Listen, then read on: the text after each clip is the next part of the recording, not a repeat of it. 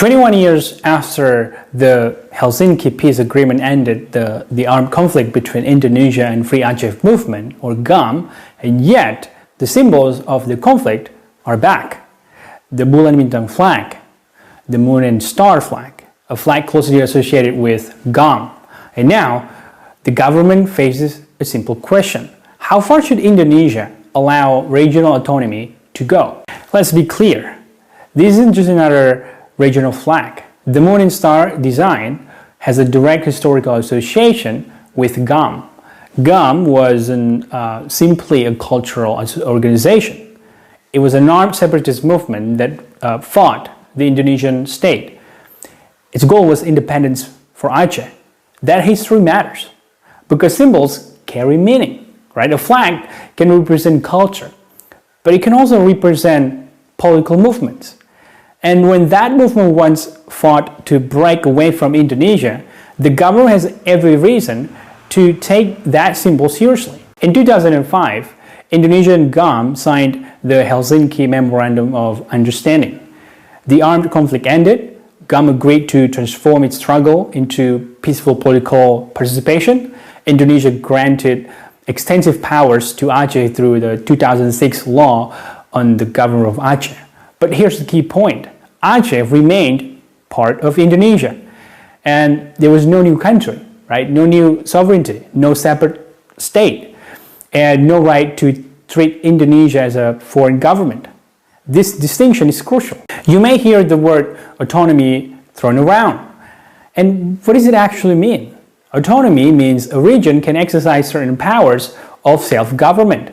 It doesn't mean the region becomes sovereign, right? Sovereignty means ultimate authority over a territory. Indonesia remains sovereign over Aceh, and the Indonesian constitution remains supreme. Indonesian national law remains applicable, and the red and white remains the national flag of Indonesia. So when a regional symbol begins to resemble the flag of a former separatist movement, Indonesia has a legitimate reason, legal reason to object. Now comes the argument from the other side. Aceh United Canon number 3 of 2013. A canon is essentially a regional regulation within Aceh's legal system. And that canon establishes the moon and star as Aceh's flag. So they say it's written in our law. But here's the problem. A regional regulation doesn't exist in a legal vacuum, right? It must comply with the Indonesian legal system. This is where government regulation number 77 of 2007 becomes important. That regulation governs regional symbols and contains restrictions relating to symbols associated with separatist movements. So we have a legal collusion. Aceh's canon says one thing. National regulation creates a serious obstacle. And the Indonesian government has every reason to insist that it has to be resolved according to national law. Now here's the legal concept everyone should understand. Hierarchy of legislation, right? Think of it as a legal pyramid. Rules at the bottom cannot simply contradict rules above them.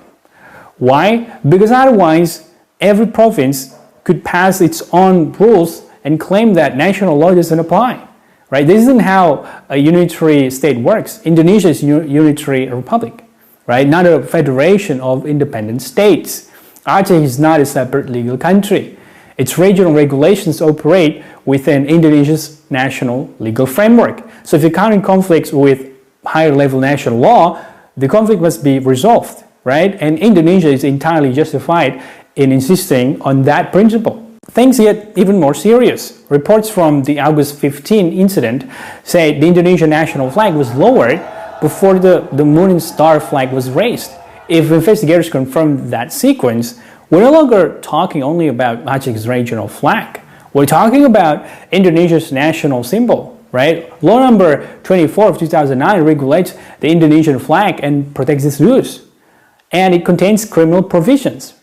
But let's be precise, right? Displaying the moon and the star doesn't automatically prove that someone committed a crime against the national flag. Investigators still need evidence. They need to establish who did what, and they need to determine whether the statutory elements of a particular offense have been satisfied.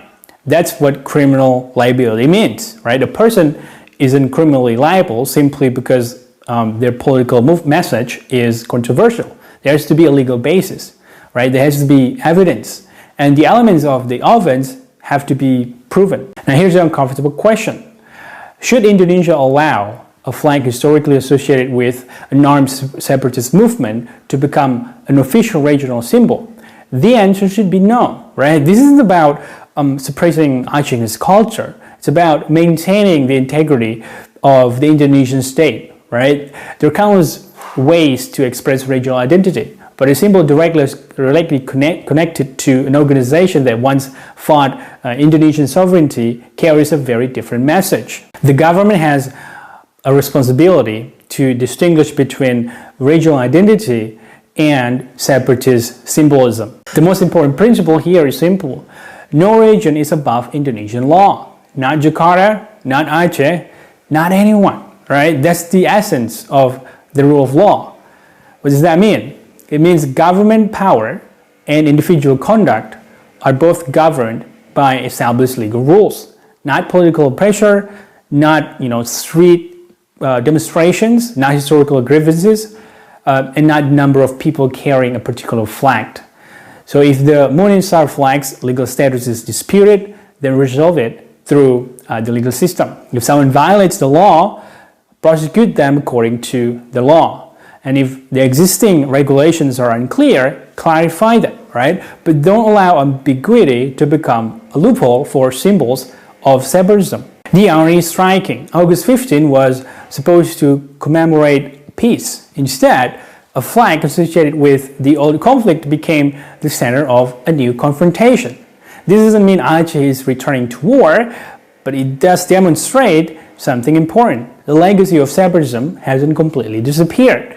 And that's precisely why Indonesia needs a clear position, right? The country cannot spend decades fighting to preserve its territorial integrity only to become indifferent about symbols historically connected to the movement that challenged it.